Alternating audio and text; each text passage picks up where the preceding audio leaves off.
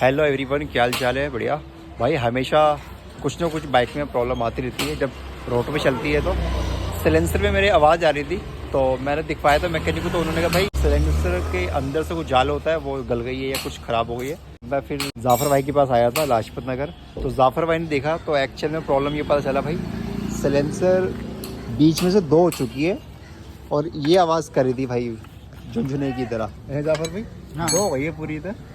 हाँ, ये देखो ना, अलग हुआ पड़ा है, ये देखो। अलग हुई पड़ी है। तो चलिए लाजपत नगर में काम अपना